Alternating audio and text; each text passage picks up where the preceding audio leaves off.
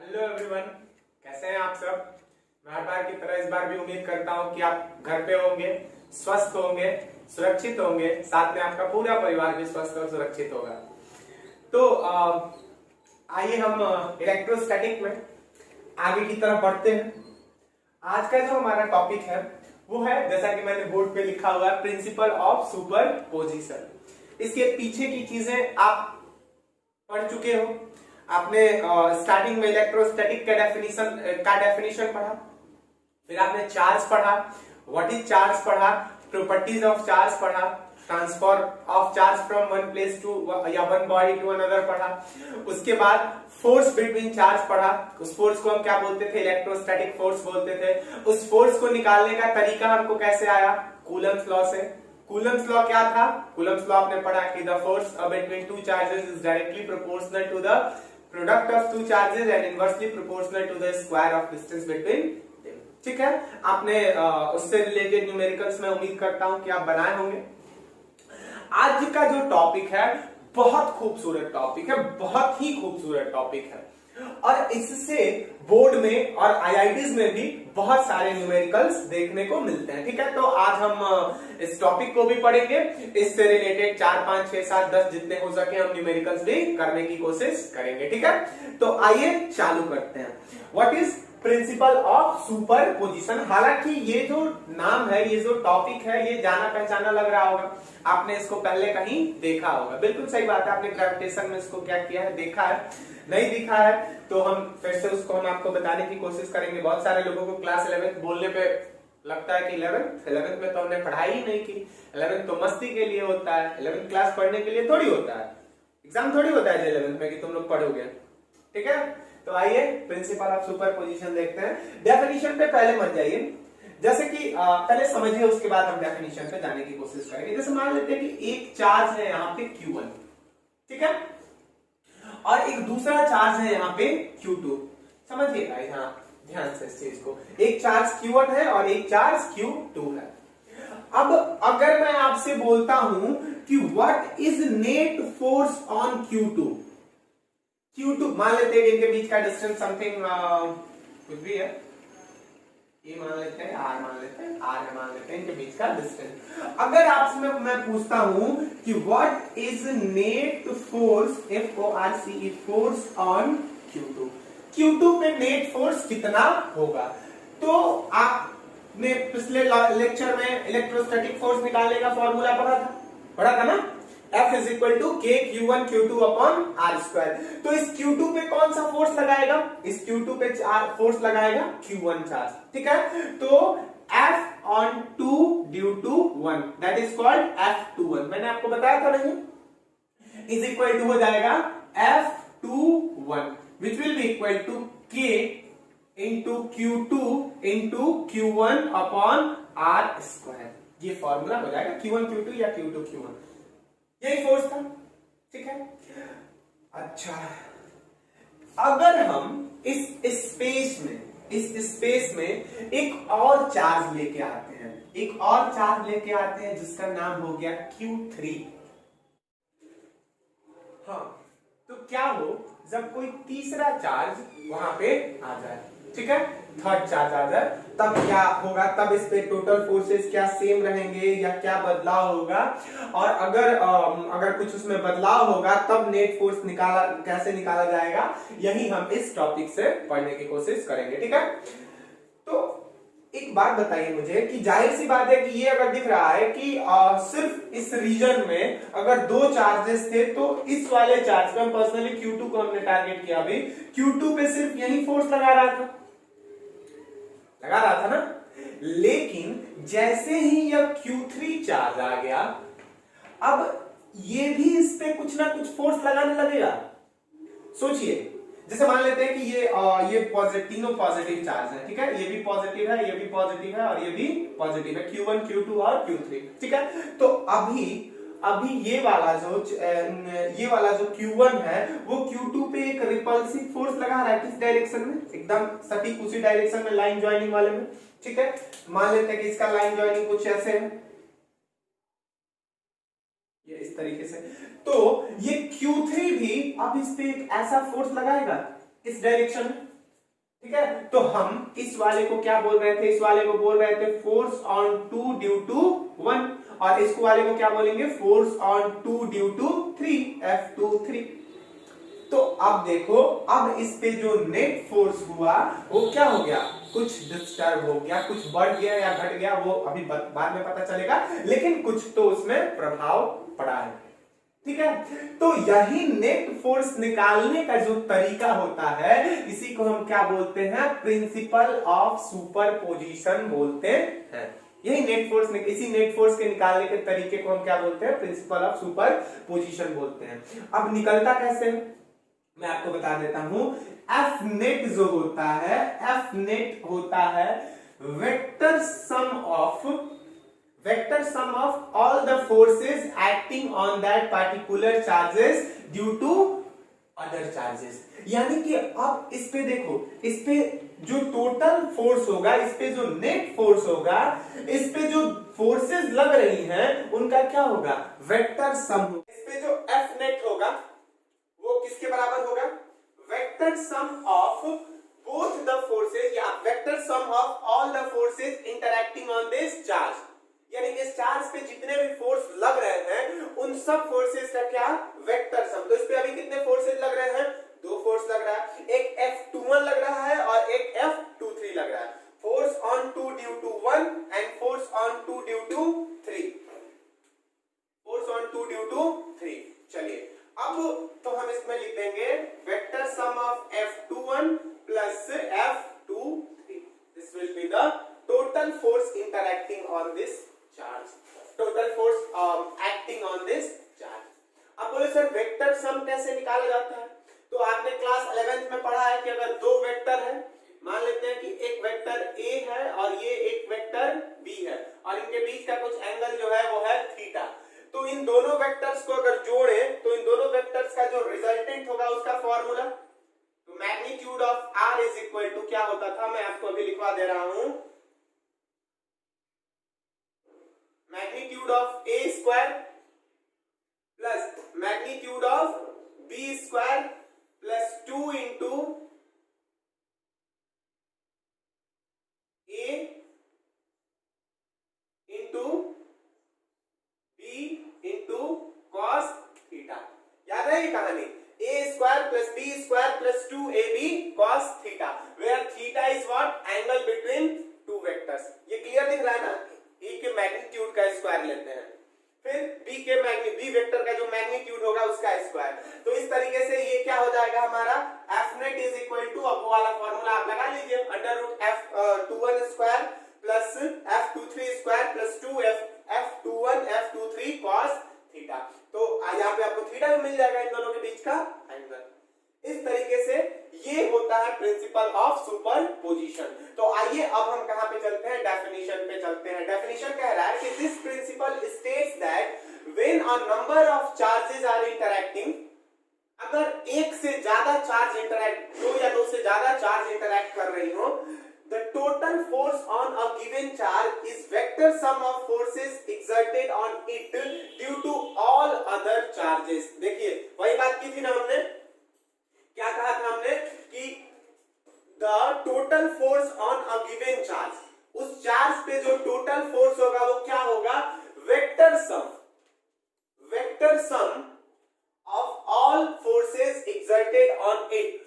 Vector sum होगा किसका, सारे फोर्सेस का जो कि उस पर्टिकुलर चार्ज पे लग रहे हैं, due to all other charges.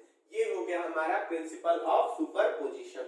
यानी सिंपल सा बात है यार कि प्रिंसिपल ऑफ सुपरपोजिशन का मतलब ये होता है कि अगर कोई चार्ज स्पेस में है, कोई एक चार्ज स्पेस में है, तो उस चार्ज पे क्या बोलते हैं कि दूसरे चार्जेस की वजह से फोर्स लगेगा।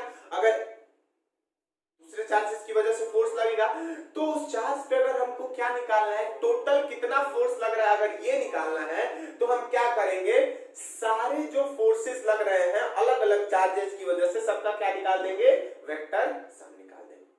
समझ में आई कहानी?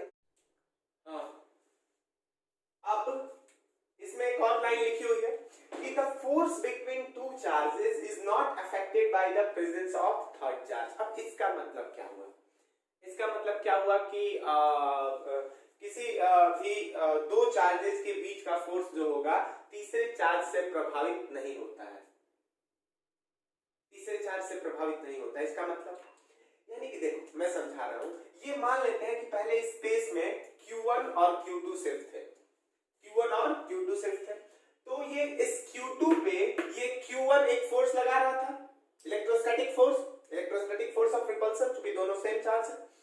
तो वो कौन सा फोर्स था? वो फोर्स था F21, और F21 का मैग्नीट्यूड कितना हुआ? F21 का मैग्नीट्यूड था इतना, K Q2 Q1 upon R²। ठीक है, अब एक तीसरा चार्ज आया Q3, तो Q3 ने भी इस पे कुछ फोर्स लगाना चालू किया। ठीक है, तो एक बात मैं आपको यहां पे समझा देता हूं कि Q3 के आने से इस पे जो टोटल फोर्स लग रहा था वो प्रभावित हुआ है, वो चेंज हुआ है। ये जितना इस पे फोर्स लगा रहा था वो उतना ही लगाएगा, यानी कि इस Q3 के आने से ऐसा नहीं है कि ये जितना इस पे फोर्स लगा रहा था उसमें कम या बढ़ा देगा या घटा देगा, यानी कि इसके आने से इन दोनों के रिश्ते पे कोई प्रभाव नहीं पड़ेगा। ये दोनों ये Q2 पे ये Q1 उतना ही फोर्स लगाता रहेगा जितना कि पहले लगा रहा था। तो बोलो सर तब बदलाव क्या होगा, चेंज क्या होगा? चेंज इस पे जो टोटल फोर्स है उस पे बदलाव होगा। जैसे मैं देखो समझाता हूं, देखो जैसे मान लेते हैं कि एक लड़का है यहाँ पे, ऐसे इस तरीके से कोई एक लड़का है, ठीक है, इसका हाथ पकड़ के कोई एक दूसरा लड़का अपनी तरफ इसको क्या कर रहा है, अपनी तरफ इसको खींच रहा है, इसका हाथ पकड़ के अपनी तरफ इसको खींच रहा है। ऐसे मान लेते हैं कि 3 न्यूटन के फोर्स से इस बच्चे ने इसको ये वाला मैं नाम दे देता हूं, ये मान लेते हैं कि ये इनका नाम मैं रख देता हूं, ये गोल्डी है, ये साक्षी है, और इधर कोई नूपुर है। ठीक है, ये 3 बच्चियां हैं जिनको मैं पढ़ाता हूं, गोल्डी, साक्षी और नूपुर। ठीक है, ये साक्षी जो है गोल्डी को 10 न्यूटन के फोर्स से इधर अपनी तरफ खींच रही है। अब एक नूपुर आ गई, नूपुर ने क्या काम किया कि नूपुर ने इसको 5 न्यूटन के फोर्स से अपनी तरफ खींचना चालू किया। 5 न्यूटन के फोर्स से नूपुर ने गोल्डी को इधर की तरफ खींचना चालू किया। साक्षी पहले से इसको 10 न्यूटन से खींच रही थी। तो एक बात बताओ कि नूपुर के आ जाने से साक्षी का जो 10 न्यूटन जो इस पे लगा रही है उसमें कोई बदलाव होगा क्या? उसमें कोई बदलाव नहीं होगा, वो तो 10 न्यूटन से खींचती रहेगी। ठीक, अच्छा, तो नूपुर के आ जाने से प्रभाव क्या हुआ? नूपुर के आ जाने से प्रभाव ये हुआ कि गोल्डी पे जो टोटल फोर्स लग रहा था वो चेंज हो गया। गोल्डी पे नूपुर के आने से पहले 10 न्यूटन का इधर इस डायरेक्शन में फोर्स लग रहा था, लेकिन अब जैसे ही नूपुर आ गई तो नूपुर ने इस 10 में से 5 न्यूटन को क्या कर दिया, न्यूट्रलाइज कर दिया, यानी कि अब सिर्फ रिजल्टेंट जो फोर्स हुआ वो गोल्डी पे 5 न्यूटन का इस डायरेक्शन में लगने लगा, यानी कि इस पे रिजल्टेंट फोर्स इसका प्रभावित हुआ है, ना कि नूपुर गोल्डी और साक्षी के बीच का जो 10 न्यूटन है वो प्रभावित हुआ। वो तो लगता ही रहेगा, नूपुर आए या नूपुर नहीं आए, जब नूपुर आ गई है तो इसका रिजल्टेंट फोर्स चेंज हो गया। वही कहानी यहाँ पे है कि the force between two charges is not affected by the presence of third charge. दो चार्जेस के बीच का जो रिश्ता होता है वो तीसरे चार्ज के आने से प्रभावित नहीं होता है। अगर आप इस डेफिनेशन को चाहें तो पॉज करके लिख लीजिए, इस डेफिनेशन को पॉज करके लिख लीजिए, फिर मैं मिटाऊंगा। आई विल इरेज इट, मिटा दो। ठीक है, मिटा रहा हूं मैं। ये गोल्डी, नूपुर और साक्षी वीडियो लाइक और शेयर कर देना तुम तीनों। देखो मान लेते हैं कि एक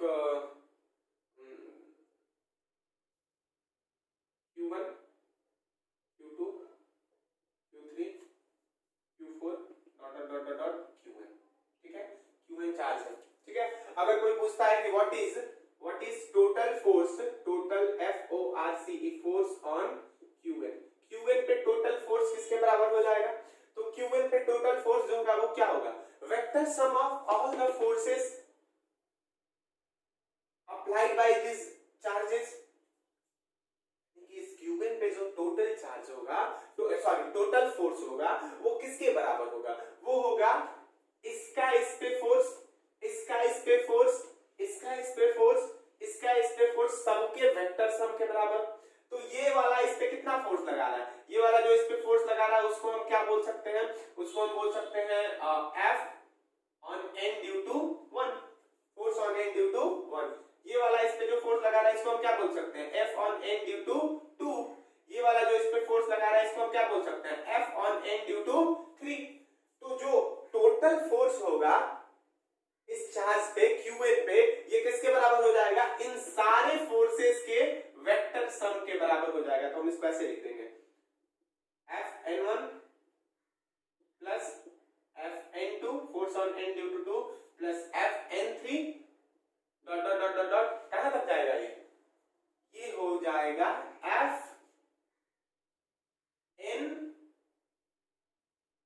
n-1।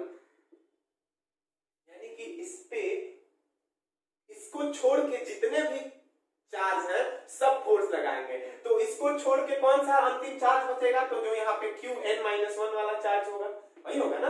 1 2 3 4 5 6 7 8 9 10 कहां तक जाएगा ये n तक जाएगा। तो n को छोड़ के सबसे जो पहले बचेगा वो कौन सा होगा, यहाँ पे जो इसको छोड़ के जो बचेगा वो कौन सा होगा, बता दो जरा। तो यही वाला होगा ना, यही वाला होगा ना, Qn-1, उसके बाद Qn। समझ गए इस चीज को, ये चीज समझ में आ गई आपको।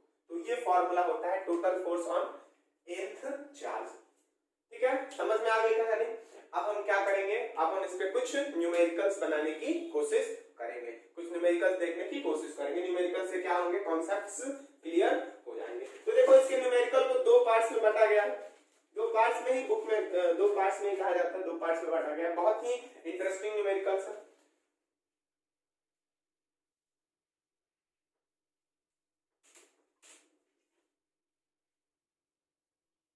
चलिए पहला सवाल,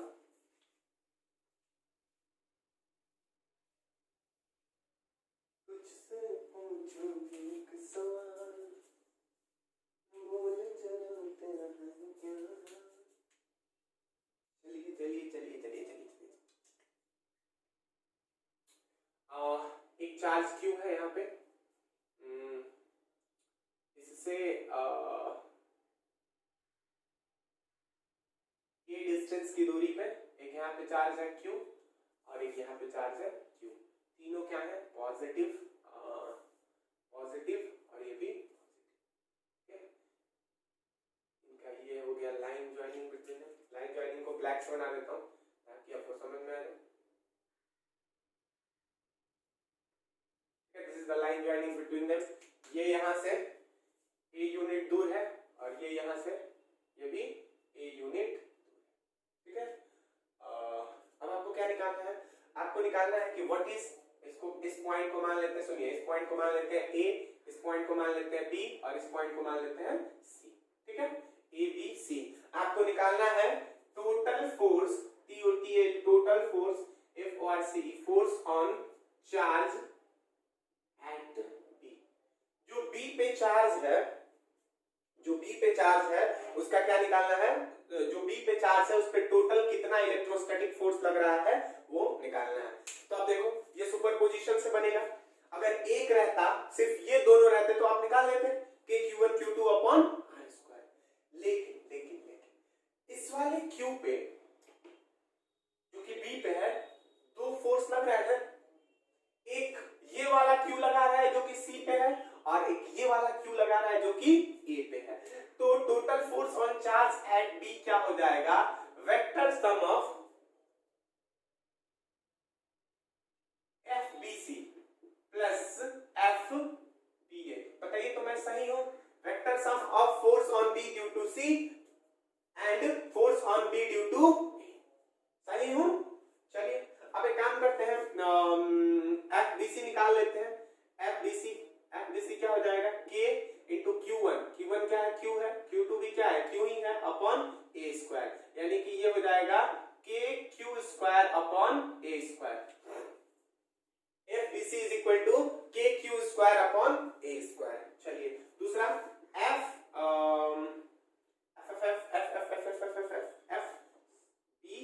निकाल लेते हैं। FBA का फॉर्मूला हो जाएगा क्या, K into Q upon A²।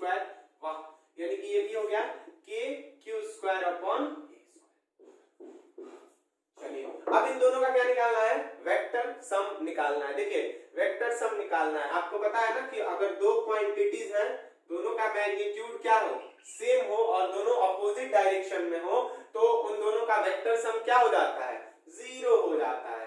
क्या हो जाता है? जीरो हो जाएगा ना।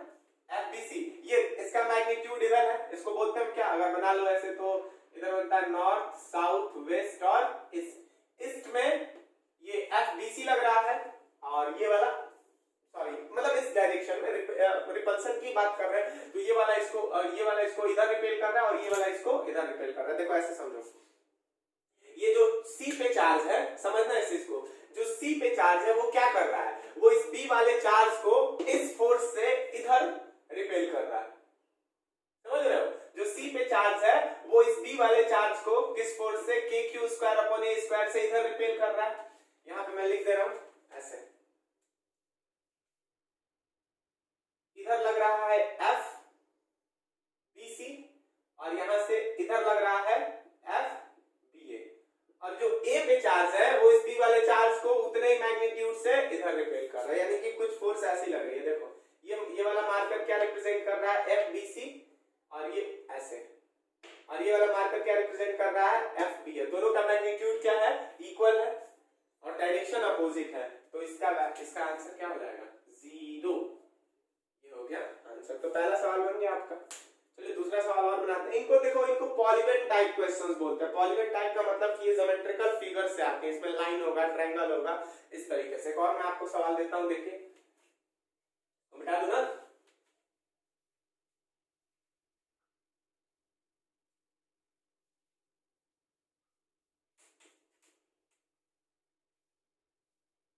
मिटा दो।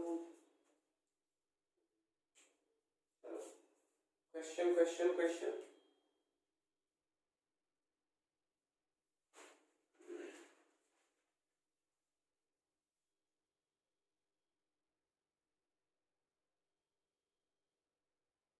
A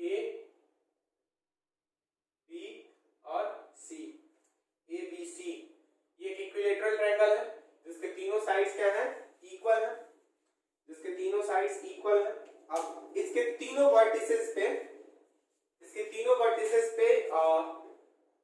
प्लस क्यू और प्लस क्यू तीन चार्जेस रखे हो, ये यहाँ पे रखे हो, यहाँ पे और यहाँ पे। हमको क्या निकालना है? Find FIND, find the total force on charge placed at C। जो C पे चार्ज रखा हुआ है इस पे क्या निकालनी है? टोटल फोर्स निकालनी है। ठीक है, चलो बनाओ, पॉज करो और इसको बनाने की कोशिश करो। बहुत ही प्रचलित सवाल है, बोर्ड में बहुत बार पूछा जाता है, बोर्ड में बहुत बार पूछा जाता है ये सवाल। चलिए पॉज करके बना लिया, ट्राई कर लीजिए आप इसको, मैं बनाने की कोशिश कर रहा हूं। चलो बनाते हैं। अब एक बात बताओ कि इस यहाँ पे जो चार्ज रखा हुआ है, इस पे दो चार्जेस की वजह से फोर्स लग रहा है। एक तो उसकी वजह से जो A पे है और एक उसकी वजह से जो B पे है।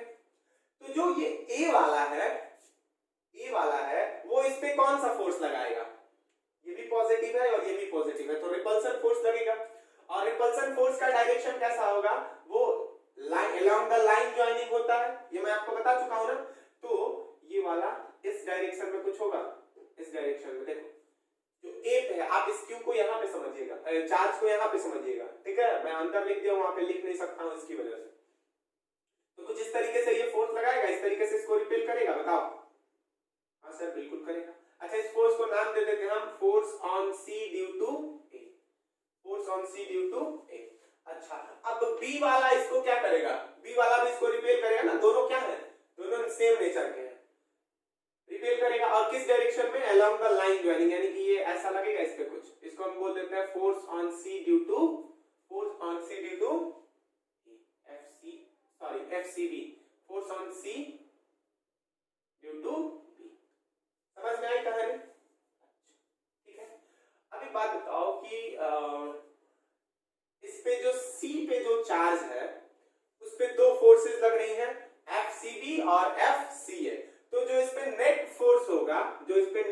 फोर्स होगा एफ नेट, एफ नेट किसके बराबर हो जाएगा, वो हो जाएगा vector sum of F C B plus F C A, F C B और एफ सी ए के वेक्टर सम के बराबर हो जाएगा।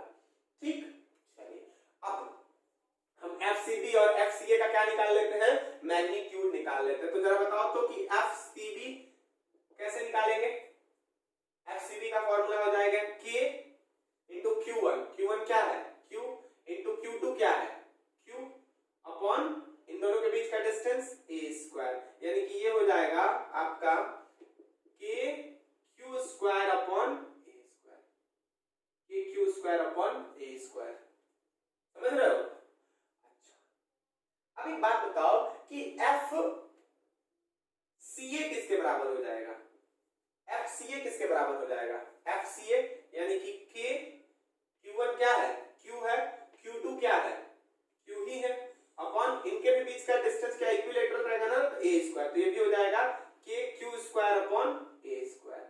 अब देखो ये भी के Q square upon A square है और ये भी के Q square upon A square है, तो इन दोनों को क्या मान लो, इन दोनों को मान लो कि let both the forces be F, ठीक है।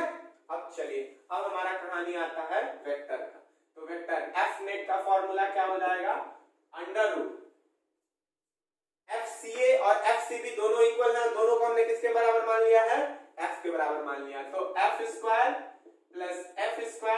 Plus 2 into F into cos, अब थीटा एंगल बिटवीन देम, तो जरा बताओ कि एंगल कैसे निकाले, एक इक्विलेटरल ट्रायंगल का सारा एंगल कितना होता है 60 डिग्री, ये भी 60 ये भी 60 और ये भी 60, तो अगर ये 60 होगा तो ये भी क्या हो जाएगा 60 हो जाएगा,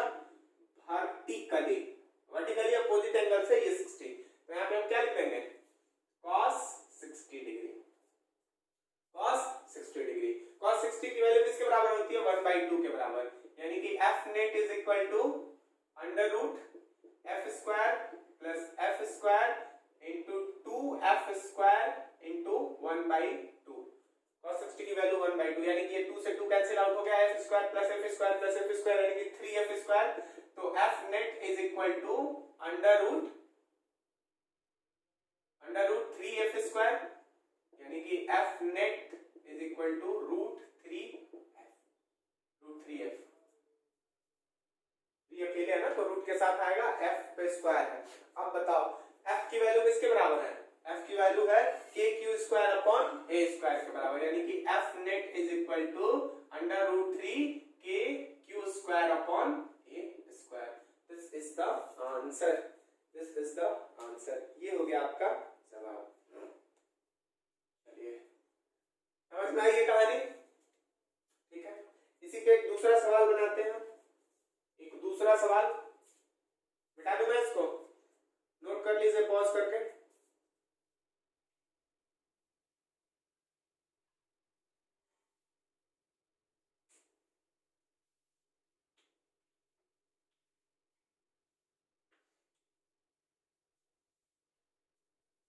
दूसरा सवाल,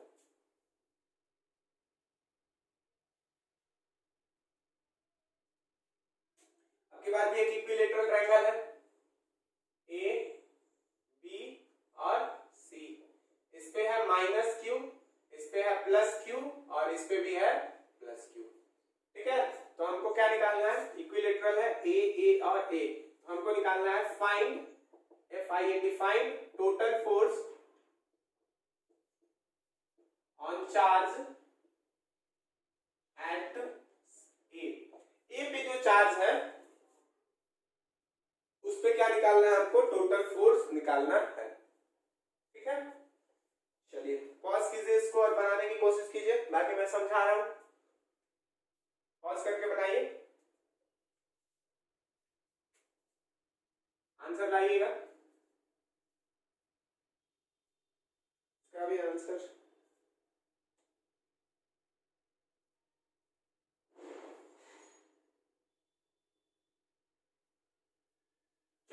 देखते हैं, इसको बनाते हैं। अब एक काम करते हैं, इस पे सबसे पहले हम निकालते हैं कि इस पॉइंट ए पे जो चार्ज है माइनस क्यू, इस पे कितने फोर्सेस लग रहे हैं, तो इस पे दो फोर्सेस लग रहे हैं, एक उस चार्ज की वजह से जो बी पे है और एक उस चार्ज की वजह से जो सी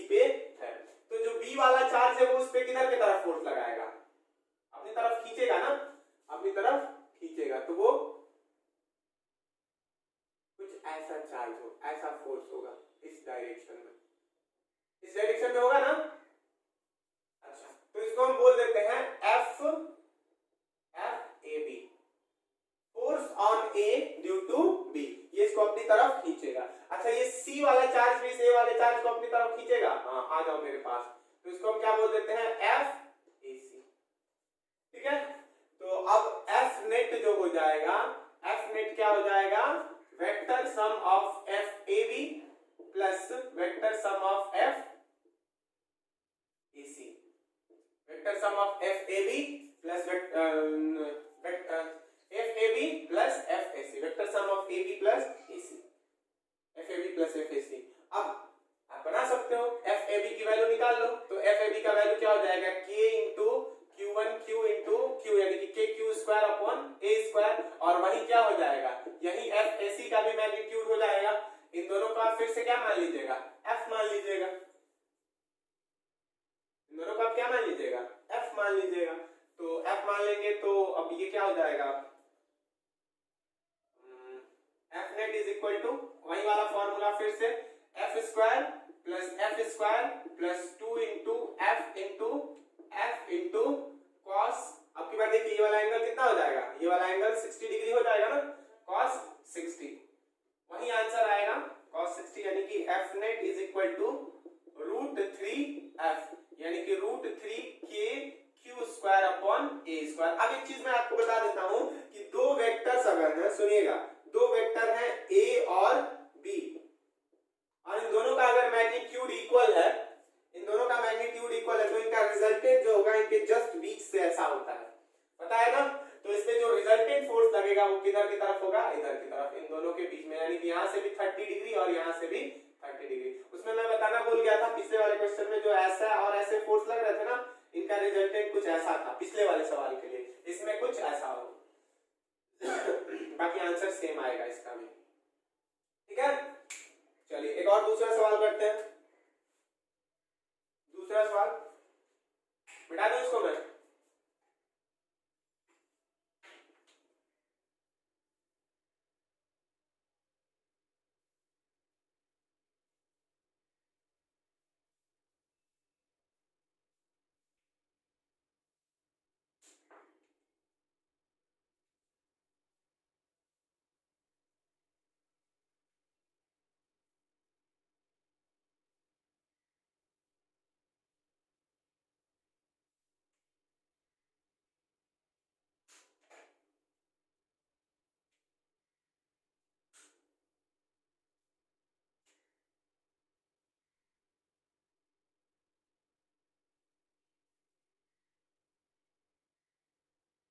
एबीसीडी कोई एक स्क्वायर है, ए बी सी और डी। मान लेते हैं कि मान लीजिए ये एक स्क्वायर है, यहाँ पे कोई चार्ज है प्लस क्यू, यहाँ पे भी कोई चार्ज है प्लस क्यू, यहाँ पे भी कोई चार्ज है प्लस क्यू, और यहाँ पे एक चार्ज है माइनस क्यू। सवाल है आपका, find total force on charge at B. जो बी पे चार्ज है उस पे क्या निकालना है, उसका टोटल फोर्स निकालना है, उस पे टोटल कितना फोर्स लग रहा है। जो बी पे चार्ज है उस पे टोटल कितना फोर्स लग रहा है, यही आपको क्या करना है, निकालना है। चलिए बनाने की कोशिश कीजिए, नहीं बनता है तो फिर मैं बता रहा हूं, हमेशा की तरह वही बोलता हूं। आप पहले इसको रोक लीजिए, सवाल को कॉपी पे लिख लीजिए, फिर बनाइए, पॉज करके रोक के वीडियो फिर प्ले करके आके देखिए, मिलाइए आंसर क्या आ रहा है, ठीक है। इसका आंसर आएगा, मैं इधर आंसर लिख दे रहा हूं, के Q square upon A square 1/2 plus √2, ये इसका आंसर आएगा। के Q square upon A square 1/2 plus √2, ये आंसर आएगा इसका, ठीक है। चलिए बनाते हैं। अच्छा, अगर मैं आपको एक चीज पूछता हूं, बताइएगा बताइएगा मेरे को कि अगर आपको कोई कर लिया, चलिए आइए अब इसको सॉल्व करने की कोशिश करते हैं। Find the total charge, total force on charge at B. जो बी पे चार्ज है इस पे टोटल फोर्स कितना लगेगा, ठीक है। चलिए इसको बनाने की कोशिश करते हैं। अच्छा, मैं आपको एक चीज बता दूं कि अगर आपको दिया हुआ है कि फाइंड द सम ऑफ या find the resultant of three vectors A B and C, ये तीन वेक्टर्स दिए हुए हैं और आपको इनका क्या निकालना है, वेक्टर सम निकालना है। तो आप इनका वेक्टर सम कैसे निकालोगे?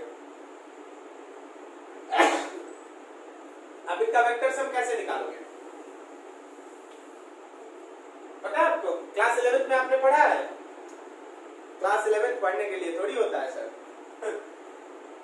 आप क्या करोगे कि सबसे पहले इनमें से दो वेक्टर्स को चूज करोगे, फिर उन दो वेक्टर्स का सब निकालोगे और इसका जो रिजल्टेंट आएगा इसके साथ फिर तीसरे का क्या निकालोगे, रिजल्टेंट निकालोगे। इस तरीके से सॉल्व करते हैं, ठीक है। पहले दो वेक्टर को सेलेक्ट करो, उसका रिजल्टेंट निकालो, फिर उस रिजल्टेंट के साथ तीसरे को जोड़ के और फाइनल रिजल्टेंट निकालो। ऐसे बनाया जाता है। ये मैं इसलिए बता रहा हूँ क्योंकि देखो इस जो बी पे चार्ज है इस पे अब दो फोर्स नहीं लग रही है, इस पे अब तीन चार्जेस की वजह से फोर्स लग रही है, ठीक है।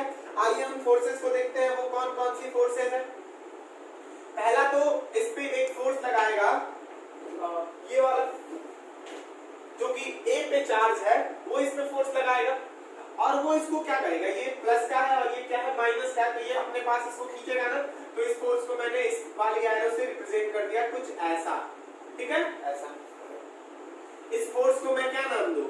इस फोर्स को मैं नाम दे देता हूं FBA, force on B due to A, ठीक है।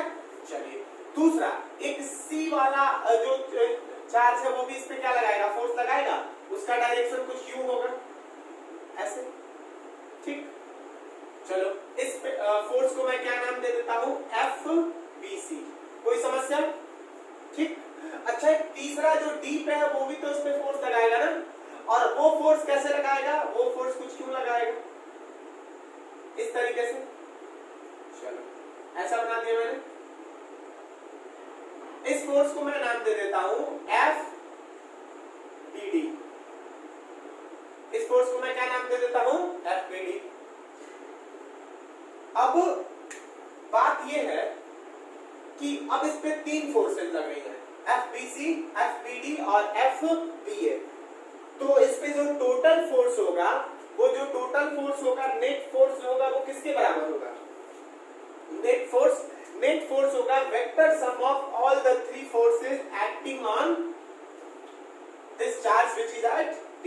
तो Fnet इज इक्वल टू हो जाएगा, Fnet is equal to vector sum of FBC plus FBA plus FBD, ठीक।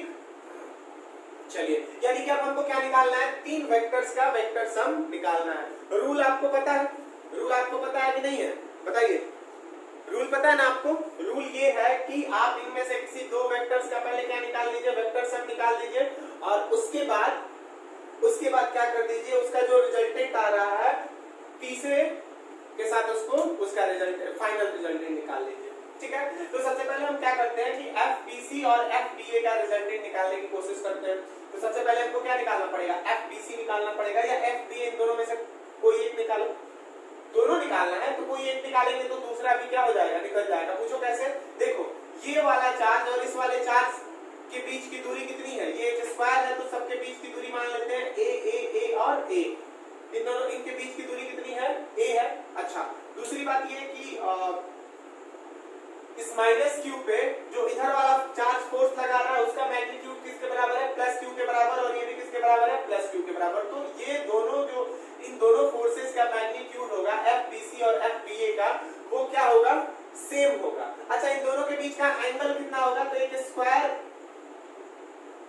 कितना एंगल सब्सटेंड करता है, हर कॉर्नर पे 90 डिग्री, ठीक है। तो इनका सबसे पहले FBA या FBC कोई निकाल लो। तो FBA इज इक्वल टू हो जाएगा, FBA is equal to K into Q into Q into A square, यानी कि KQ square upon A square which will be equal to FBC। FBA और FBC को हमने क्या कर दिया, सेम कर दिया। दोनों का मैग्नीट्यूड क्या कर दिया, सेम। अब दोनों का मैग्नीट्यूड सेम है तो इन दोनों को क्या मान लेते हैं कि let it will be F, ठीक है। चलिए अब आगे सॉल्व करने की कोशिश करते हैं कि आगे कैसे बनेगा। अब देखो जैसे मान लो कि ये इधर लग रहा है FBC और ये इधर लग रहा है FBA और इनके बीच का एंगल कितना है 90 डिग्री। तो वो जो रिजल्टेंट आएगा, रिजल्टेंट किसके बराबर आ जाएगा, under root F² plus F² plus 2 into F into cos 90। cos 90 की वैल्यू कितनी होती है 0, यानी कि रिजल्टेंट किसके बराबर हो गया F², ये टोटल 0 हो जाएगा ना 2F²। तो जब बाहर आएगा तो ये किसके बराबर √2F के बराबर ये वाली वैल्यू हो गई। √2F को आप क्या लिख सकते हो, √2F को आप ये भी लिख सकते हो कि अंडर √2 F को हमने क्या माना है KQ² upon A², √2 KQ² upon A²। ठीक है, ये हमारा इन दोनों का रिजल्टेंट आ गया। अब हमने क्या कहा था कि इन दोनों के रिजल्टेंट के साथ आप क्या कर लो, इसका रिजल्टेंट निकाल लो। ठीक है, तो सबसे पहले इस FBD का मैग्नीट्यूड निकालो। इस FBD का मैग्नीट्यूड निकाल लेते हैं। तो FBD will be equal to, देखो क्या होता है formula, K into charge 1 into charge 2 into distance between them का whole square, K Q1 Q2 upon R²। अब देखो पहला चार्ज क्या है -Q, तो साइन हम नहीं लिखते हैं। दूसरा चार्ज क्या है +Q, यहाँ पे भी साइन नहीं लिखेंगे। देखो साइन लिखने का मतलब, साइन इसलिए नहीं लिखते हैं, साइन रिप्रेजेंट कर रहा है डायरेक्शन ऑफ द फोर्स। यहाँ पे माइनस है, इसका मतलब फोर्स इधर की तरफ है, प्लस रहता तो फोर्स उधर की तरफ, रिपेल करते हैं इस चीजों को। इस वाले फॉर्मूला में साइन नहीं लिखते, सिर्फ चार्ज का मैग्नीट्यूड लिखते हैं। समझ रहे हैं आप बात को? तो चलिए अब एक काम करते हैं, ये तो पता है ये दोनों चार्जेस +Q और -Q, इनके बीच का डिस्टेंस कितना होगा। तो एक बात बताइए कि ये चार्ज इस वाले कॉर्नर पे है और ये चार्ज इस वाले कॉर्नर पे है, तो इनके बीच का जो डिस्टेंस होगा वो क्या होगा, ये वाला डायगोनल ही तो होगा ना। इनके बीच का जो डिस्टेंस होगा वो होगा ये डायगोनल। ठीक है, चलिए तो अब इस डायगोनल की वैल्यू, किसी भी स्क्वायर के डायगोनल की वैल्यू किसके बराबर होती है, √2 इंटू साइड के बराबर, यानी कि √2a। डायगोनल का फॉर्मूला होता है √2a। चलिए तो ये हो जाएगा K into Q into √2a का होल स्क्वायर, यानी कि KQ² अपॉन 2a², ये हो गया FBD। ठीक, अब देखो ये FBD हो गया। अच्छा एक बात बताओ मुझे कि ये जो हमने इन दो फोर्सेस का जो हमने रिजल्टेंट निकाला है वो किसके बराबर है, √2F यानी कि √2KQ² अपॉन A² के बराबर है। ये वाला रिजल्टेंट हो गया। देखो ऐसे बना रहा, इसका रिजल्टेंट कुछ यही होगा ना, ऐसे FR, इसको मैं FR बोल देता हूँ, यहाँ पे FR लिख दे रहा हूँ, FR, यहाँ पे मैं लिख दे रहा हूँ FR, सिर्फ R लिख दिया था मैंने, FR। अच्छा एक बात बताओ कि ये जो रिजल्टेंट होगा, दो वेक्टर अगर इक्वल मैग्नीट्यूड के हो, ये और ये दोनों आपस में इक्वल है ना, तो इन दोनों का जो रिजल्टेंट होता है उनके एकदम बीच से गुजरता है। अगर दो वेक्टर है A और B, तो A और B का जो रिजल्टेंट होगा वो एकदम बीचों बीच से गुजरेगा। जब इन दोनों का मैग्नीट्यूड क्या हो, mod of A is equal to mod of B, अगर ये दोनों बराबर हो तो इनका रिजल्टेंट इनके एकदम बीचों बीच से गुजरेगा, यानी कि 90 डिग्री का बीचों बीच क्या होगा 45 डिग्री, 45 दोनों तरफ के एंगल होंगे। अच्छा जो इस फोर्स का डायरेक्शन है, वो भी तो डायगोनल ही नहीं है। अरे भाई फोर्स किधर लगती है, line joining between the two charges के अलोंग लगती है ना। तो यहाँ पे कौन सी लाइन ज्वाइन कर रही है, B और D के चार्जेस को कौन सी लाइन ज्वाइन कर रही है, ये डायगोनल। तो FBD भी डायगोनल के अलोंग लग रहा है, और ये जो FR आया है रिजल्टेंट, वो भी किसके अलोंग लग रहा है, डायगोनल के अलोंग, यानी कि दोनों फोर्सेस FR और FBD एक ही लाइन के अलोंग लगेगी। तो आपको पता है कि अगर एक ही लाइन के अलोंग दो वेक्टर्स को जोड़ना है तो उनमें कोई फॉर्मूला वगैरह नहीं लगाना चाहिए, मतलब नहीं लगेगा, डायरेक्ट भी जोड़ सकते हो। जैसे मान लो कि लिखा हुआ है 10 मीटर टुवर्ड्स नॉर्थ NORTH, और फिर नीचे लिखा हुआ है 2 मीटर टुवर्ड्स नॉर्थ और इनको जोड़ना हो तो आपको कोई वेक्टर फॉर्मूला लगाने की जरूरत नहीं, आप सीधा लिख सकते हो अलजेब्रिकली जोड़ के 12 मीटर टुवर्ड्स नॉर्थ, ऐसा लिख सकते हो। ठीक है, तो इसी तरीके से अगर ये दोनों फोर्सेस एक ही डायरेक्शन में हो, FBD भी इधर ही हो, FBD और FR, तो जो F नेट होगा, F net will be equal to vector sum of FBD plus FR। मैंने बताया था ना कि पहले इन दो वेक्टर्स का रिजल्टेंट निकालो, उसके साथ तीसरे को क्या कर दो, जोड़ दो। वही कर रहा हूं मैं, एक के रिजल्टेंट को इसके साथ क्या कर दे रहा हूं, जोड़ दे रहा हूं। तो आप इसको नॉर्मली भी जोड़ सकते हो। देखो इसको ऐसे लिखेंगे, इसका हो जाएगा KQ² अपॉन 2A² प्लस इसका हो जाएगा √2 KQ² अपॉन A²। ठीक है, अब इनमें से हम कुछ कॉमन ले सकते हैं। कॉमन हमने क्या लिया, KQ² अपॉन A² को अगर कॉमन ले लोगे तो ये हो जाएगा, इधर क्या बचेगा 1/2 प्लस इधर क्या बचेगा √2। स्टार्टिंग में यही आंसर बताया था ना मैंने, ये हमारा क्या हो गया आंसर हो गया। ठीक है, यहाँ पे अगर कोई बात नहीं समझ में आई हो तो आपको मैं एक बार पूरा फिर से डिटेल में समझा देता हूँ। F नेट जो इस पे काम कर रहा होगा वो किसके बराबर होगा, इन तीनों वेक्टर्स के वेक्टर सम के बराबर। प्रिंसिपल ऑफ सुपरपोजिशन यही कहता है। तो इन तीनों वेक्टर का वेक्टर सम कैसे निकालेंगे, तो पहले उनमें से दो का रिजल्टेंट निकालेंगे। दो का रिजल्टेंट हमने निकाला तो इतना आ गया। अब इसके रिजल्टेंट के साथ तीसरे को क्या कर देंगे, जोड़ देंगे। तीसरा वेक्टर हमारा इतना, तो F net is equal to FBD plus FR, और इस तरीके से कुछ हमने इसको सॉल्व कर लिया। ठीक है, चलिए मिटा रहा हूं मैं इसको। नेक्स्ट सवाल देखते हैं। नेक्स्ट अगला सवाल,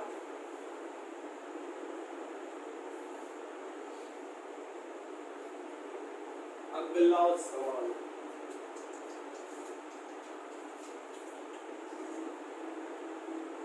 this is a square, very beautiful square, Munna Munna सा स्क्वायर है ये।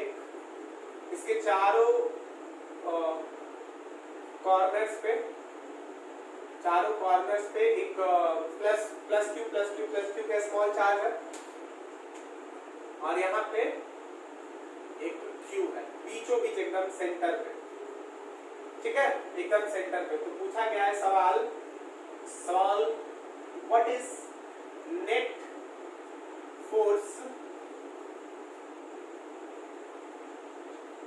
at Q?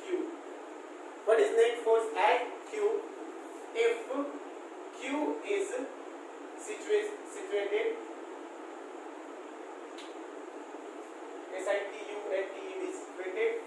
at the center of square? बनाइए इसको।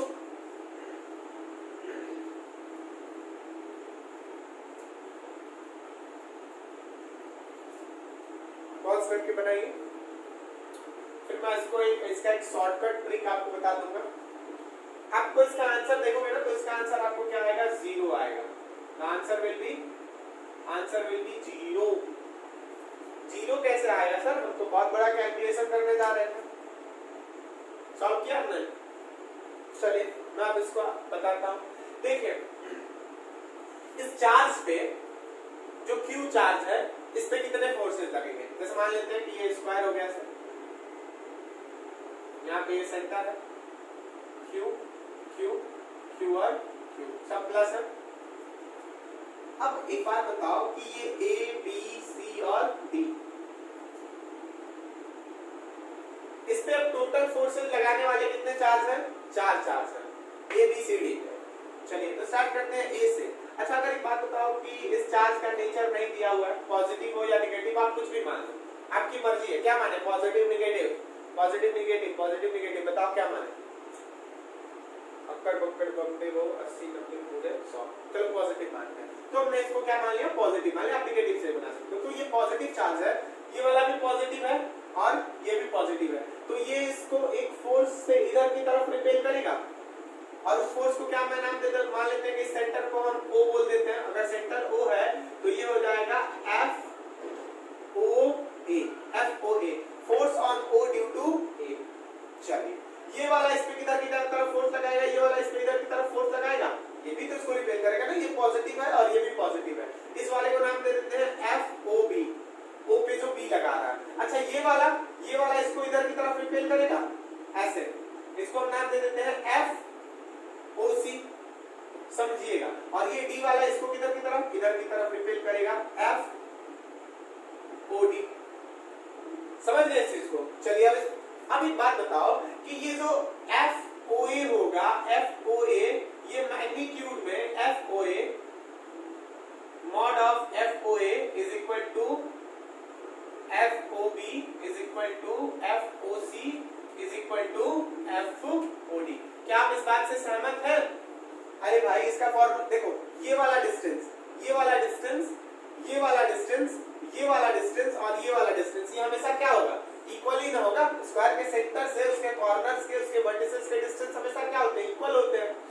अच्छा चार्ज फॉर्मूला क्या हो जाएगा? देखो मैं दिखा दे रहा हूं, F into Q into capital Q अपन ये जो भी डिस्टेंस है इस डिस्टेंस को मान लेते हैं x, तो x स्क्वायर, यहाँ पे भी K into Q into capital Q अपन x स्क्वायर, यहाँ पे भी वही बात।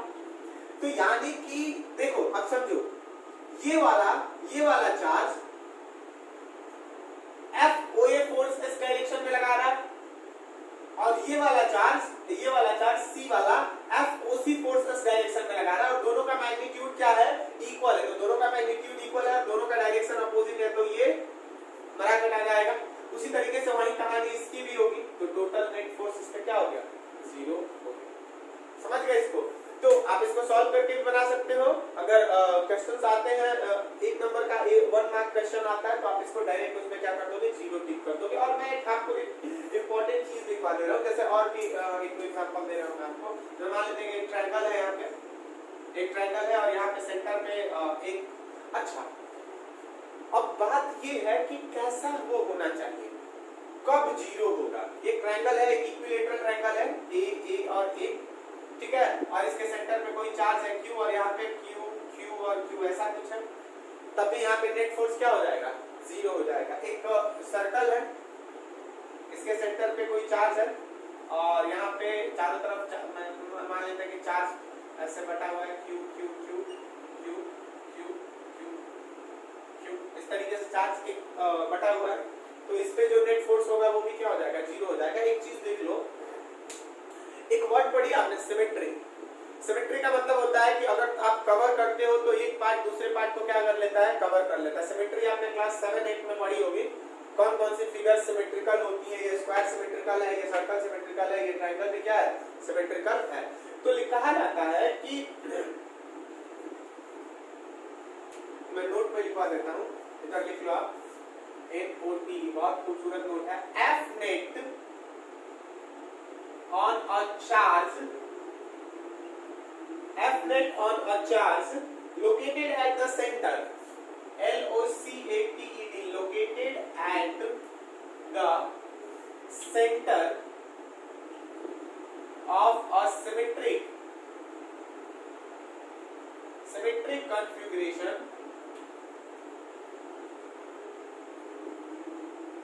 is 0। इस बात को गांठ मान लो कि total force F net located at the center of a symmetric configuration, देखो सिमेट्रिक फिगर नहीं लिखा हुआ है, सिमेट्रिक कॉन्फ़िगरेशन लिखा हुआ है। कॉन्फ़िगरेशन का मतलब होता है कि अरेंजमेंट। अब देखो ये फिगर सिमेट्रिक है, लेकिन अगर यहाँ पे इस चार्ज को हम हटा देते तो क्या इस पे नेट फोर्स 0 होती? नहीं होती।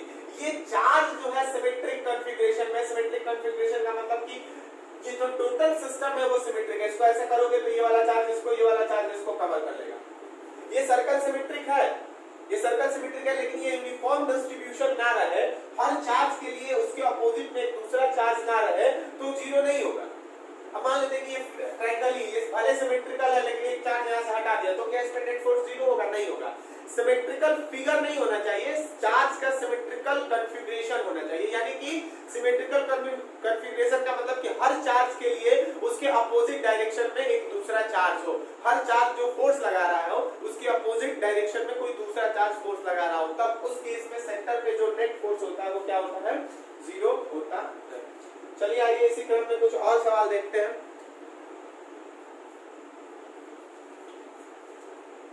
सवाल पे सवाल, सवाल पे सवाल, सिर्फ सवाल मिलते हैं।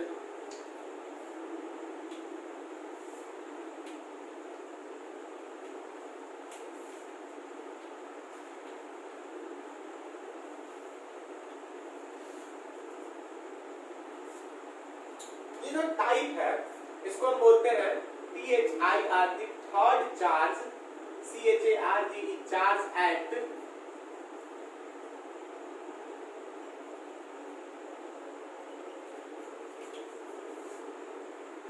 Third charge at equilibrium. इन सवालों को हम क्या बोलते हैं? Third charge in equilibrium. ठीक है, इसमें क्वेश्चंस कैसे आते हैं?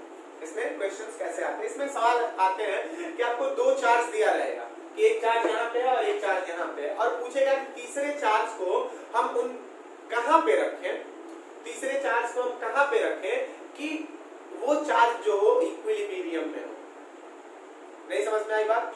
दो चार्ज आपको दिया रहेगा और पूछेगा कि हम तीसरे चार्ज को कहाँ पे रखें कि वो तीसरा चार्ज क्या हो जाए? इक्विलिब्रियम में हो जाए। आइए इसको सॉल्व करते हैं। एक सवाल मैं आपको दे रहा हूं।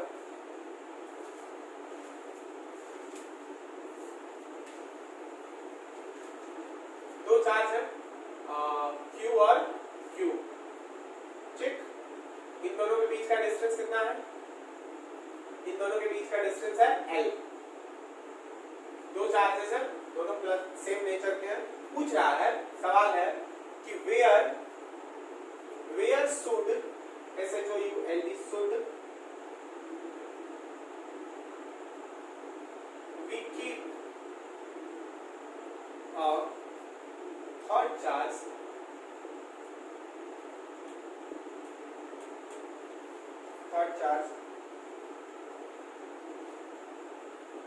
on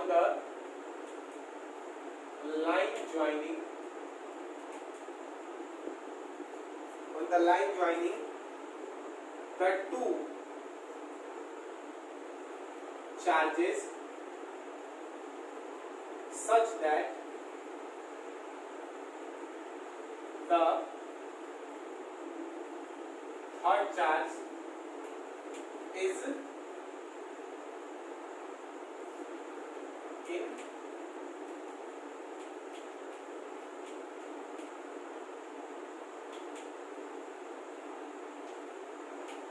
ठीक है। हम दो चार्जेस हैं, ये चीज मैंने बता दी है, लिखी नहीं है। दो चार्जेस हैं सेम नेचर के, जिनको कि हमने L डिस्टेंस की दूरी पे रखा हुआ है। तो सवाल ये है कि where should we keep a third charge on the line joining the two charges. हम एक तीसरे चार्ज को इन दो चार्जेस को मिलाती हुई लाइन पे कहां रखें कि वो तीसरा चार्ज क्या हो जाए? इक्विलिब्रियम में आ जाए। तो एक हिंट दिया हुआ है हमको इसमें कि वो उस चार्ज को इधर उधर कहीं स्पेस में नहीं रखना है, उस चार्ज को कहां पे रखना है?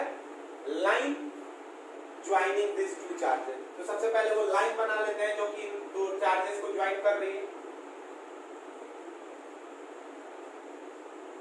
This will be the line joining the two charges. बोलो सर इतना बड़ा क्यों लिखा हुआ? अरे भाई चार्ज बहुत छोटा होता है ना, एक प्लस का यहाँ पे, एक प्लस का यहाँ पे, तो this will be the line joining the two charges ना। समझ रहे बात को? बोलो सर यहाँ पे तो बहुत सारी लाइंस हो जाएंगी, क्यों लिखा हुआ है? ये तुम यहाँ से 20 लाइन बना देना, एक ही लाइन होगी ना, छोटी सी। इस तरीके से ये क्यू जो है वो चार्ज को क्या कर रहा है? रिप्रेजेंट कर रहा है। तो this is the line joining, ऐसे प्रोग्राम है उसको ऐसे लिखा जाता है, ये प्लस क्यू, ये भी इस तरीके से। This is the line joining this two charges. अब एक बात बताओ कि हमको उस तीसरे चार्ज को कहां पे रखना है? उस तीसरे चार्ज को अच्छा ये प्लस क्यू नहीं है, ये प्लस 4q है, सॉरी ये प्लस 4q है।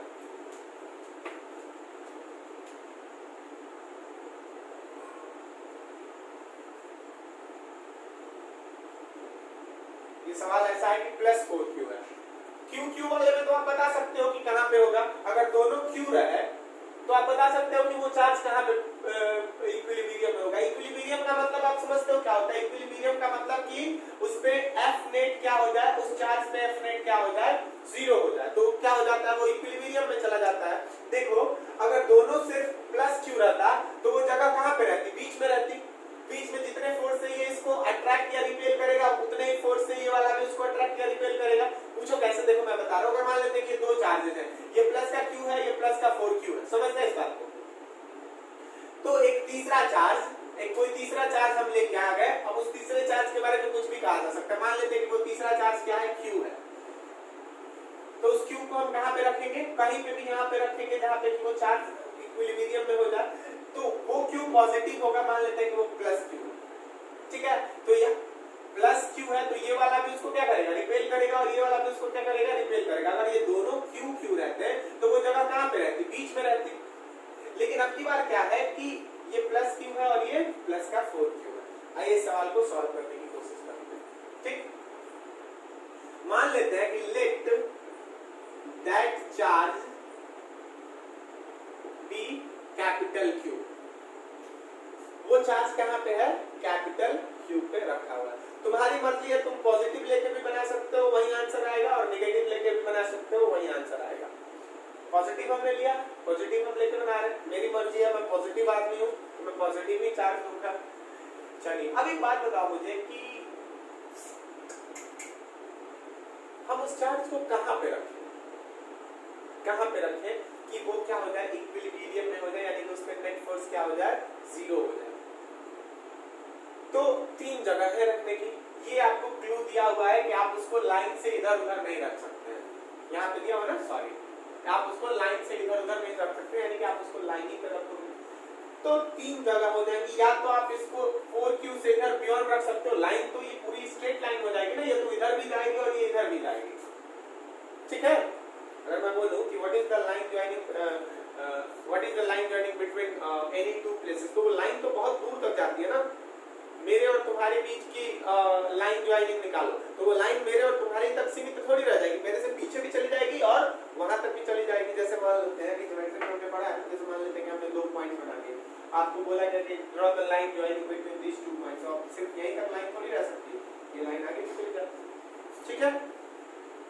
चलो तो अब क्या करते हैं हम कि 3 जगह है, यहाँ पे रखें, यहाँ पे रखें या यहाँ पे रखें।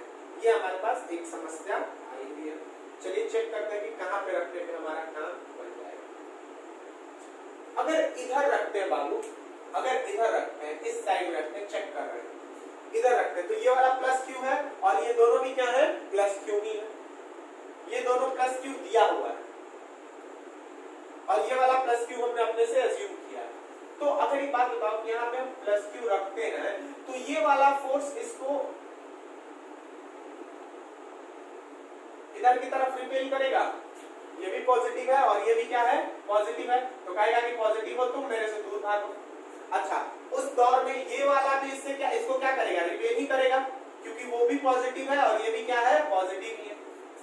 तो जरा बताओ कि इस पे दोनों फोर्स इसी डायरेक्शन में लग रही है, यानी कि कभी ये नेट फोर्स इसका 0 हो सकता है क्या, दोनों फोर्स उधर ही लग रही है, नेट फोर्स 0 नहीं होगा। समझ रहे हो बात को। अच्छा, यही कहानी उधर दोहरा लो, इधर अगर कर दो तो इधर अगर रख लो तो इधर ये वाला भी इसको रिपेल ही करेगा और ये वाला भी, वो वाला भी इसको रिपेल ही करेगा, तो भी नेट फोर्स 0 नहीं हो सकता। चलो तब क्या किया जाए, तब क्या किया जाए, बीच में कहीं पे, देखो बीच में अगर तुम कहीं पे रखोगे, जैसे मान लो कि बीच में, जैसे मान लेते हैं कि हमने इसको यहाँ पे रख, यहाँ पे अगर मान लीजिए रखा, ये कहीं पे भी रखा, तो ये वाला इसको इधर रिपेल करेगा और ये वाला इसको इधर रिपेल करेगा, यानी कि हाँ तब हो सकता है, तब कुछ तालमेल ऐसा बैठाया जा सकता है कि इसमें नेट फोर्स क्या हो जाए, 0 हो जाए। अच्छा, अब उसमें भी प्रश्न ये है कि ये 4q है और ये क्या है, सिर्फ q है, तो इसके नजदीक तो रखेंगे नहीं। बोलो सर क्यों नहीं रखेंगे, इसलिए नहीं रखेंगे क्योंकि ये पावरफुल है, ये ज्यादा फोर्स लगाएगा, ये कम पावरफुल है। देखो हमको क्या करना है कि हमको फोर्सेस को बराबर करना है ना, 0 कर देना है, टोटल रिजल्टेंट फोर्स को क्या कर देना है, 0 कर देना है। तो 0 कब होगा भैया, 0 तब होगा जब ये दोनों फोर्सेस क्या हो, बराबर हो। तो अगर इधर रख दोगे, इसके नजदीक रख दोगे, तो ये तो खुद ऑलरेडी चार्ज पावरफुल है, अगर इसके नजदीक रख दोगे तो ये ज्यादा फोर्स लगा देगा। इधर कहीं समथिंग इधर रखेंगे, तो मान लेते हैं हम, ये मैं आपके कॉमन सेंस के लिए बता रहा था, let that charge be q and placed, placed, placed at a distance of x unit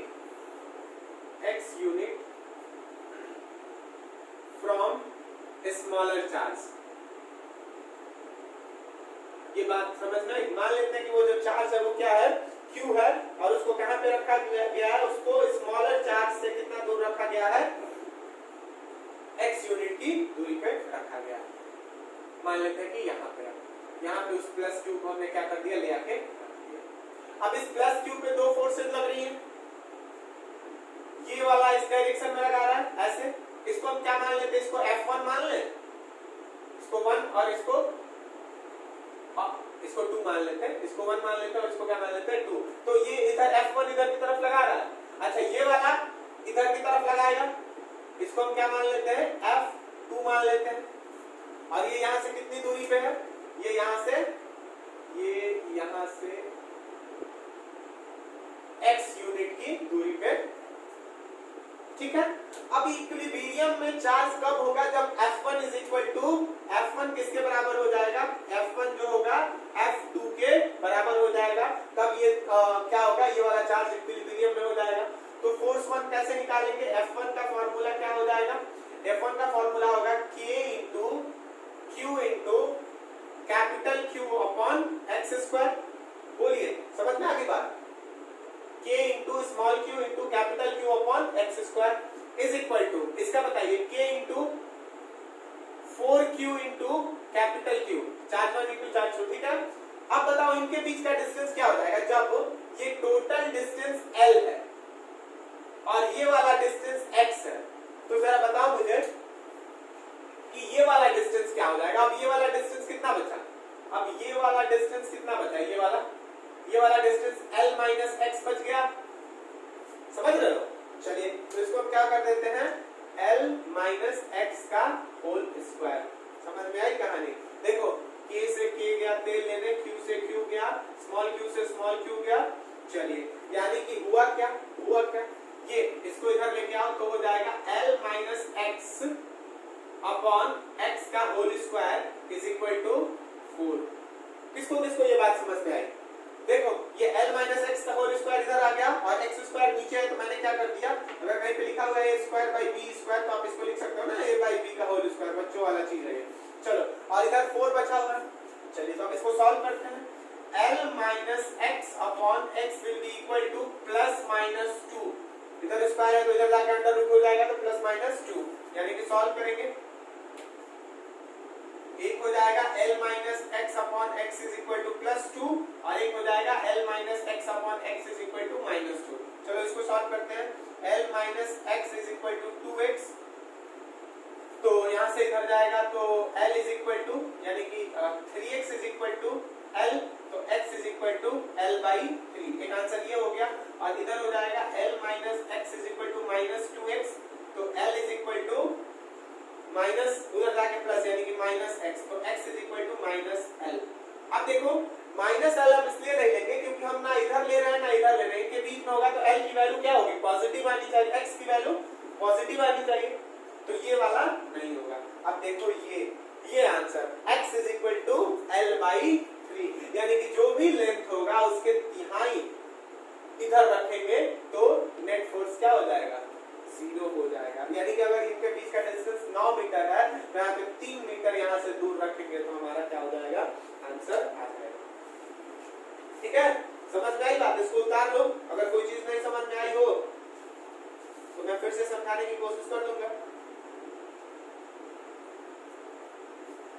ये इस तरीके से इसको बनाया गया। सवाल था ये कि दो चार्जेस हैं, ठीक है, दो चार्जेस हैं जिनकी वैल्यू कितनी है, Q है और 4Q है, ठीक है। अब इनको कहां पे रखा गया है, इनको रखा गया है L डिस्टेंस की दूरी पे रखा गया है। सवाल ये कह रहा है कि आप एक थर्ड चार्ज इन दोनों के लाइन ज्वाइनिंग पे कहां पे रखोगे कि वो चार्ज इक्विलिब्रियम में हो जाए। तो देखो दिया हुआ सिर्फ इतना है कि उस थर्ड चार्ज को इस लाइन पे रखना है, ये नहीं दिया हुआ कि कहां रखना है, ये पूछा गया है कि कहां रखना है, ये भी नहीं दिया गया है कि उस चार्ज का मैग्नीट्यूड कितना होगा। उस चार्ज के मैग्नीट्यूड से हमको कोई फर्क नहीं पड़ता, क्योंकि देखो मैग्नीट्यूड यहाँ Q से Q तो कैंसिल नहीं हो रहा है, तुम प्लस Q रख लो, माइनस Q रख लो, या 4Q रख लो, 5Q रख लो, 20 कूलम रख लो, दोनों यहाँ पे क्या हो जाएंगे, कैंसिल नहीं हो जाएंगे। फर्क किससे पड़ेगा, फर्क इन दोनों चार्जेस के उससे पड़ेगा, ठीक। चलो इसको लिख लो,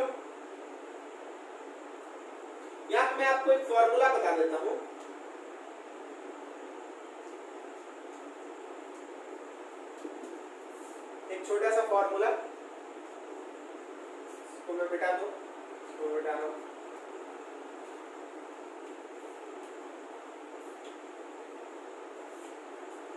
कि अगर पहली तो बात ये सुन लो कि if the charges are of same nature,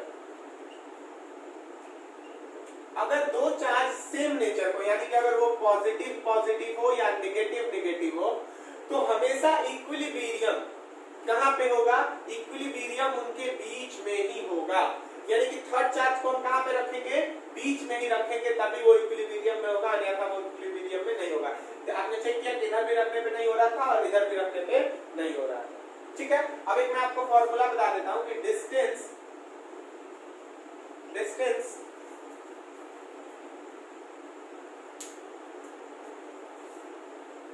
from a smaller charge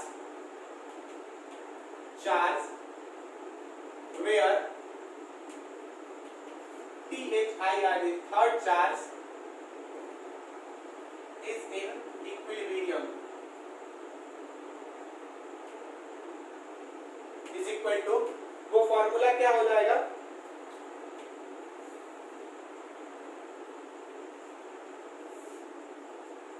ये फॉर्मूला हो जाएगा under root Q1 upon under root Q1 plus under root Q2 into L। अगर दो चार्जेस सेम नेचर के हो, ठीक है, तो distance from smaller charge where third charge in equilibrium is equal to under root magnitude of first charge upon under root magnitude of first charge plus under root magnitude of second charge into separation between them. ये formula हो जाएगा। अब बोलो sir इस formula को हम थोड़ा सा प्रूव करने की कोशिश करते हैं। जरा बताओ कि यहाँ पे Q1 किसके बराबर है? यहाँ पे Q1 किसके बराबर है? Q के बराबर है। यहाँ पे Q2 किसके बराबर है? Q2 है 4Q के बराबर। चलो चेक करते हैं, इस वाले फॉर्मूला से रख के चेक करके बनाने की कोशिश करते हैं। ये हो जाएगा under root Q upon under root Q plus under root 4Q, ठीक है, into L, under root 4Q into L। अब इसको सॉल्व करो, तो अब इसको सॉल्व करोगे, एक काम करते हैं हम, रूट Q को बाहर, रूट Q को कॉमन ले लेते हैं। रूट Q को कॉमन ले लोगे, रूट Q को कॉमन ले लोगे तो क्या हो जाएगा? रूट Q को कॉमन ले लोगे तो ये हो जाएगा अंडर रूट 1 अपॉन, ये क्या हो जाएगा? Under root 1 plus under root 4 into एक, नीचे भी रूट Q को कॉमन ले लो, ऊपर नीचे, ये Q से रूट Q क्या हो जाएगा? Cancel out. हर जगह रूट Q से रूट Q क्या हो जाएगा? कैंसिल आउट हो जाएगा। चलिए, तो अब क्या होगा? ये ऊपर 1 हुआ और नीचे 1 प्लस 2 यानी कि 3, 1/3 इंटू L/3 ना। आंसर आ गया? ठीक। तो अगर दो चार्ज अगर सेम नेचर के हो तो वो क्या होता है? उनका जो इक्विलिब्रियम वाला पॉइंट होगा वो उनके बीच में ही होगा। ठीक। मैं आपको एक सवाल अब यहाँ पे बनाने को दे रहा हूँ, ठीक है, उस सवाल को बनाइए आप, और होमवर्क है ये, और आप आंसर कमेंट बॉक्स में कीजिए। अगर आपसे नहीं बनता है तो मैं इसको अगले वीडियो में जब लेक्चर बताऊंगा तो उसमें जो भी लेक्चर होगा लास्ट में मैं इसको क्या कर दूंगा? सॉल्व करके कोशिश करूंगा बनाने की। दो चार्जेस हैं, दो चार्ज है प्लस Q और एक है माइनस का 9Q, माइनस का 9Q। क्वेश्चन है इन दोनों के बीच का जो सेपरेशन है वो वही किसके बराबर है? L के बराबर है। तो where should we keep third charge on the line joining the two charges so that it will be in equilibrium। दो चार्ज है प्लस Q और माइनस 9Q। अब एक तीसरा चार्ज हमको रखना है कहां पे? The line joining between the two charges. इन दो चार्जेस को जो लाइन मिला रही है उस पे रखना है, so that the third charge be in equilibrium. अब इसमें देखो, इस सवाल में मैं थोड़ा सा क्लू दे देता हूं आपको कि इसमें जो भी चार्ज होगा वो बीच में नहीं होगा। बीच में क्यों नहीं होगा? देखो जैसे मान लो कि बीच में हम यहाँ पे रख लेते हैं, कोई भी एक रख लो, नेगेटिव रख लो, पॉजिटिव रख लो। नेगेटिव रखें अब की बार, पिछली बार पॉजिटिव रखे, तो मान लेते हैं कि थर्ड चार्ज अब की बार क्या है, अब की बार थर्ड चार्ज है माइनस क्यू है, माइनस क्यू की बार थर्ड चार्ज है। तो माइनस क्यू अगर रखोगे, जरा बताओ कि यहाँ पे अगर तुमने माइनस क्यू रख दिया तो ये वाला इसको क्या करेगा, ये वाला इसको इस डायरेक्शन में रिपेल करेगा और ये वाला इसको क्या करेगा, अपनी तरफ ही खींचेगा। तो बीच में अगर तुम कहीं पे भी रख लो नेट फोर्स, दोनों फोर्सेस तो इसी डायरेक्शन में लग रही है ना, तो नेट फोर्स जीरो हो ही नहीं सकता है। नेट फोर्स तो जीरो तब होगा ना जब दो अपोजिट वो लगे, अपोजिट डायरेक्शन में फोर्सेस लगे। अब देखो बाहर की कंडीशन को देख लेते हैं। बाहर की कंडीशन को देखेंगे, अगर इधर रखोगे, इधर रखो माइनस क्यू, तो ये इसको क्या करेगा, ये इसको रिपेल करेगा किस डायरेक्शन में, इस डायरेक्शन में। और ये वाला इसको क्या करेगा, अपनी तरफ अट्रैक्ट करेगा किस डायरेक्शन में, इस डायरेक्शन में। ठीक, यहाँ पे चांसेस हो सकती है, इसको चार्ज 1 मान लो और इसको क्या मान लो, 2 मान लो। तो ये वाला जो ब्लैक वाला है F2 है 2 की वजह से, और ये क्या है F1 है। चलो अब इधर करते हैं, वहां पे हो सकता है पॉसिबिलिटी, यहाँ पे देख लेते हैं। यहाँ पे अगर माइनस क्यू रख दो, यहाँ पे अगर तुम रख दो माइनस क्यू, तो क्या होगा, ये वाला इसको क्या करेगा, अपनी तरफ अट्रैक्ट करेगा, यानी कि अपने इधर F1, और वो वाला इसको क्या करेगा, रिपेल करेगा, यानी कि इस डायरेक्शन में F2। ऐसा कुछ होगा, माइनस क्यू वाला रिपेल करेगा ना। चलो, तो पॉसिबिलिटी यहाँ पे भी हो सकती है, पॉसिबिलिटी यहाँ पे भी हो सकती है, यहाँ पे नहीं हो सकती है। अब इन दोनों में से चुनना है, तो देखो ना सिर्फ फोर्सेस अपोजिट डायरेक्शन में लगनी चाहिए, बल्कि फोर्सेस का मैग्नीट्यूड भी क्या होना चाहिए, अपोजिट एंड इक्वल होना चाहिए। तो अपोजिट यहाँ पे भी है, अपोजिट यहाँ पे भी है। अब इसकी बात कर लेते हैं, इक्वल कैसे होगा। एक बात बताओ मुझे कि इसमें जो F2 होगा इसको क्या करेगा, रिपेल करेगा, और F2 चार्ज में भी बड़ा है और इसका डिस्टेंस भी इस चार्ज से क्या है, कम है। तो फोर्स क्या होगा, ज्यादा लगेगा कि नहीं लगेगा, ये इससे नजदीक है और इसका मैग्नीट्यूड भी क्या है, ज्यादा है। तो इसको ज्यादा फोर्स से रिपेल करेगा, और जो अट्रैक्ट करने वाला फोर्स है, एक तो ये चार्ज बहुत छोटा है और ये क्या है, दूर है, तो अट्रैक्शन फोर्स भी लगेगा, लेकिन रिपल्सन की तुलना में क्या होगा, बहुत छोटा, बहुत कम होगा। अब यहाँ पे आ जाते हैं, यहाँ पे देखो ये वाला चार्ज बड़ा तो है लेकिन क्या है, दूर है, और ये छोटा है, हम छोटे तो है लेकिन हम क्या है, नजदीक है इससे। तो इधर चांसेस हो सकती है कि यहाँ पे फोर्स इक्वल हो जाए, अपोजिट एंड इक्वल हो जाए। यहाँ पे तो अपोजिट है लेकिन इक्वल नहीं हो सकता है, तो इस डायरेक्शन में कुछ होगा। इसको आप बना के सॉल्व करके आप आंसर कमेंट बॉक्स में कमेंट कीजिएगा, ठीक है। तो आज का लेक्चर यही खत्म करते हैं, अगला लेक्चर कल आएगा, कंटिन्यू, ठीक, ओके, वेरी गुड नाइट।